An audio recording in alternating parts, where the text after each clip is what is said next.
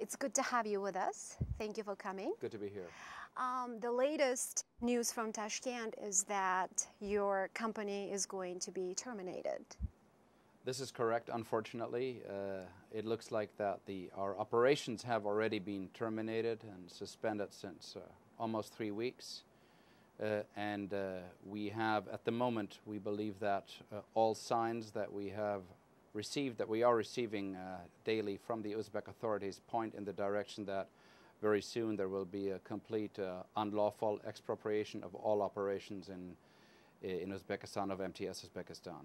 Well, until the month of June, it was your company was operating successfully. You had nearly 10 million subscribers. Everything seemed to be going well. What happened? How did the investigation start? Yeah, we have been surprised by this too. We have been operating in Uzbekistan since 2004. We built up a very successful, thriving, strong business, serving almost 10 million subscribers on mobile and internet communications. And we have been acting in accordance with all law, best practice. There have been no worries coming up over all the years of operations. And suddenly in June we received first indications of a systematic campaign of Uzbek authorities, Uzbek government authorities, with the thinly veiled purpose to destruct our operations and to terminate the operations and to expropriate the company. Did the company have good relations with the government? Well, we fulfilled all regulatory and legal obligations that have been to be fulfilled in this country. We had normal operations. We pay taxes. We were subject to regular tax audits and other regulatory audits, and we're fulfilling all requirements there, and we're running in a proper mode until the beginning of June. And this hit us very much by surprise, this systematic campaign with the goal to expropriate the company. Well, the government of Uzbekistan is calling the whole thing corruption investigation, corruption charges against your company. What do you think the Uzbek government wants? Obviously, your company denies all the allegations. Yes, there is no doubt on our side that all those allegations are entirely fabricated. They are unlawful, fabricated in a way. They're based on enforced confessions. They are made up, partly in a totally ridiculous way. These are all the signs, all the features, all the characteristics of a typical classic shakedown of the company, of an Uzbek shakedown that we have, unfortunately, is not the first case in Uzbekistan that we have seen on other businesses. And the allegations are partly ridiculous. There's allegations that our network quality would not be okay. We have double the network quality than all other operators in Uzbekistan. All tax allegations are completely groundless.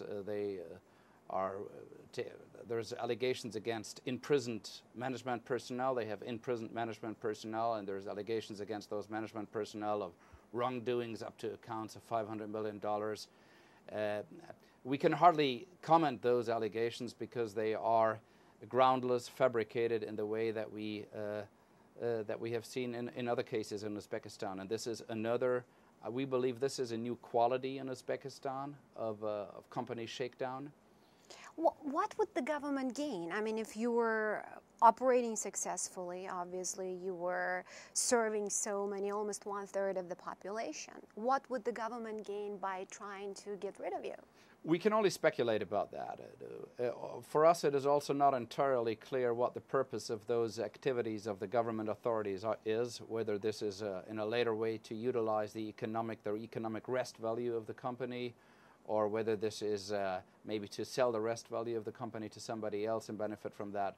We can only speculate about that. We have no indication of that. What we know is that we have been operating in accordance with all Uzbek law stipulations over a long time, and that we have been now suddenly the victim of this systematic expropriation campaign. We are very worried about our people that are imprisoned. We have 4 managers, Uzbek nationality, that are imprisoned at the moment. and under conditions which are violating Uzbek and also international law. In addition to that, we have a systematic intimidation, harassment, and pressuring of non-imprisoned employees, which are interrogated and made to sign confessions under the threat of imprisonment and under physical threat. So these are fundamental violations of international and also Uzbek civil rights and human rights. Right to due process. There is no right of free movement. Passports have been taken away of employees, and the right of being free from arbitrary detention with regard to 4 top managers that, or middle and top managers that have been imprisoned since the middle of July. What are you doing to help them? We are trying to have contact with them via local lawyers. This is sometimes a bit difficult, or this is often very difficult. We are sometimes denied access, and we know that there is interrogations without the presence of counsels. And especially we are trying to support the non-imprisoned employees, which are also at the moment subject, as I already mentioned, to severe intimidation and harassment. In order to fabricate allegations, to sign confessions against the company. Let me give you one example for the ridiculousness of the. There is one person that has just been acting CFO, Chief Financial Officer, for a couple of days of the company, and there is an accusation against him that he has been engaged in criminal activities up to the amount of $500 million, which is completely groundless and made up. Because he's been in this position for now. He's been in this position a couple of days before he was detained, so that shows that this Did he work for the company before? He has been working for the company a long time in a very diligent way, all law-abiding citizen, nothing critical. And those people are at the moment just jailed because they are part of the usual shakedown theater that is being operated by the Uzbek authorities here. Tell me about your company. Who owns it? Who are the investors? Yeah, MTS is a company that is listed in New York. It is since over 10 years, almost 12 years, we're listed at the New York Stock Exchange. Roughly about a little bit above 50% is owned by Sistema, which is a Russian financial and consumer and various. It's a corporation active in various fields, also listed at the London Stock Exchange. Round about 47-48% is floated in the free market. Around about 30% in total of the company is owned by American investors, which are institutional funds, state pension funds, and other investors. And this is MTS Group. MTS Group owns 100% of MTS Uzbekistan. So that is one of our various subsidiaries. It is the biggest operator in Central Asia. It is the biggest telecommunication and internet provider in Central Asia. And the service shutdown has led to tremendous dysfunctionalities in the country. We have news and we have a lot of reports from dysfunctionalities due to the service shutdown in Uzbekistan, because practically half of the country now is without mobile telephone communication, and the other networks are not able to compensate for this. And a lot of people are actually waiting and hoping that their services would be restored. Absolutely. We know that there have been people kind of amassing in front of MTS offices and demanding the take-up of the service again, but that is unfortunately not possible because the Uzbek authorities have suspended in an unlawful way all operations. And we know there's a lot of dysfunctionalities in business life, but also with regard to emergency services, medical calls, and we believe that this shows that the systematic kind of classical shakedown campaign against MTS constitutes a new quality about what the Uzbek authorities and people behind the Uzbek authorities are doing in this country. Did you have any disagreements with the Uzbek government before June? No. Were there any situations where your company had a misunderstanding or any kind of disagreements with the authorities? Because did you complain about how the system worked before? No, we had absolutely no indication. We had no quarrel, no disagreement. We just followed our normal course of operations. We just recently had, at the beginning of 2012, a tax audit which basically was performed in a total regular way. It showed that everything was okay. There was an additional amount to pay. It was a very small degree. We paid it. That was just a normal, regular kind of course of events. And the operation directed by the Uzbek authorities, by the prosecution office and other authorities, came as a surprise to us. You've been appealing to the U.S. government, to the Russian government for support. What has been the feedback? Yes, we are appealing to the United States authorities. We believe that the U.S. might be able to raise this as a concern to the Uzbek authorities and to the Uzbek government, and we hope that this will achieve a change in the situation. We believe there are several U.S. interests here on the table. First of all, MTS is 30% owned by U.S. investors. Most of all, of course, it is the human rights issue. We have people that are completely innocent that are detained in Uzbeki jail, and the perspective for them to get out of this jail at the moment is not very good. How many of them have officially been charged? Do you know? It is we have 4 people in jail, and frankly, we have very little information about the concrete allegations against them. Those allegations are usually summed up in some general phrases. There is also nothing in terms of substance or evidence or anything that is brought against them. They are essentially held there as hostages. And how many of them are non-Uzbek citizens? There have been originally 5 people detained, imprisoned. One of them was a Russian citizen. He has been released, although he can also not leave the country. He has just been released under signature not to leave the country. And the other people that are permanently still imprisoned are 4 people from the middle and top management of Uzbeki nationality. So that information that close to 100 employees have been called for interrogations, is that true? That is absolutely correct.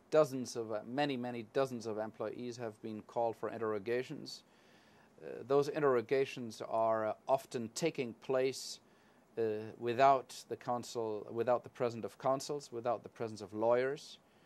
It often goes to, just to explain it as an example, it often goes in a way that those employees are interrogated for 3 hours, and then the door opens for 5 minutes, the counsel is let in, and they switch on a camera and make a theater of a 5 minutes interrogation with the counsel. But in reality, over 3 hours, they have been interrogated behind closed doors. They have been threatened by long-term imprisonment. They have been threatened by, if they do not sign confessions, that somebody will go to their apartment and find some drugs or other things. So there is a very severe intimidation in order to force out confessions of our employees. What kind of support are you asking from the Russian government? Yeah, we are asking the Russian government, which is already also trying to interact on this, and also the U.S. government. We're basically asking, number one, to make a clear communication to the Uzbek government to, first of all, to immediately release our detained employees, to stop the intimidation of the non-imprisoned employees, to seize all other harassment activities against the company, and to restore our ability to run operations in order to serve, again, our customers in this country. What if the chief prosecutor's office says, well, we have so much against you, we want to take you to court and we want to fight this, that they have enough proof for you not to work in the country anymore? Because that's what they've been saying so far. That they have a really good case against you. Well, they have been saying that they have been making global allegations. They do not have any substance to their case, except for fabricated documents, fabricated confessions and allegations. which are factually wrong and which are anyhow very, very thin. There is no good case. There is no substance against us. There is formally, they have been charging us of violating telecommunication law or tax law or currency law. Anti-monopoly laws. Anti-monopoly, which is completely ridiculous. We have been operating in this country for 8 years, always with a clear, in accordance with all regulatory kind of stipulations, with anti-monopoly law, with tax law, with currency obligations, with everything. There has never been any kind of charge against us. We have several audits, regular audits every year going through the company that have revealed that we are perfectly lawfully operating. So there is no substance that they bring. This is an orchestrated attack, an orchestrated classical shakedown in order to expropriate the business. And the victims of that are, on the one hand, are detained employees, on the other hand, the non-imprisoned employees which are intimidated, and the victims is, up to a significant degree, the Uzbeki population, 9.5 million people that are from one day to the other without mobile phone service, leading to severe kind of almost civilization-like dysfunctionalities in the country, in the business, in daily life, and lots of other instances. The relationship with the business circles in Uzbekistan, you have big power players. You have Gulnara Karimova, who practically owns the entire country. And when you say Uzdun Robita, the history of that company goes back all the way to early 90s.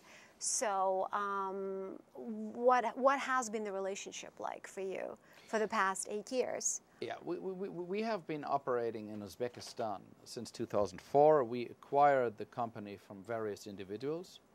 In a first step, in a second step, we acquired the rest. We bought first a big majority and then a small minority piece a bit later. We are not doing business with business communities or with governments or regimes. We are doing a business according to the appropriate rules of the country. We're doing business in markets. We're looking at the potential of markets and at the kind of services we can sell in markets and what we can do in order to thrive the business there, to build up a thriving business. That is basically all. Yeah, we are not doing business with individuals there. We are not having any kind of other kind of vision on running our business there. That is the way we do our business as a company, and that is the way we have done it very successfully, 8 years long in Uzbekistan, building it up from a very small company to the biggest mobile operator in Central Asia. Was it a couple of years ago when you had trouble in Turkmenistan? When was that? We had an instance in Turkmenistan which was in the last 2 years. We believe it is a case not entirely comparable to this case. We're now restarting our operations in Turkmenistan. And other than in Turkmenistan, the case in Uzbekistan is more of a systematic kind of expropriation campaign, including, of course, a much harsher attack on the lives and freedom of people, with the imprisonment of people, with the intimidation of many people. That is something that we did not encounter in Turkmenistan. In Turkmenistan, we had a shutdown of operation for some time. We're relaunching the company now. So that is something that we believe is not really comparable. What would you say to the MTS subscribers who are watching this, who are listening to you? We have been able to communicate to our subscribers only very, very shortly before we had to terminate the operations, that the operations will be terminated. Our message to our subscribers is that we are currently doing everything we can, and that is in our disposition and at our disposition to resume operations, to restart the operations, because we have been proud of serving 9.5 million subscribers there, and proud of serving their voice services, their SMS services, their internet services. We know that MTS is a very well recognized and well-known, almost kind of part of a daily life of millions of Uzbekis, and we hope to be that again soon. We hope that our subscribers understand that this is an operation that is unlawful and that is going against us in a way which is groundless and based on fabricated kind of allegations, and we hope that our subscribers understand and see that we're doing everything to resume operations to service them again. Thank you. Thank you very much.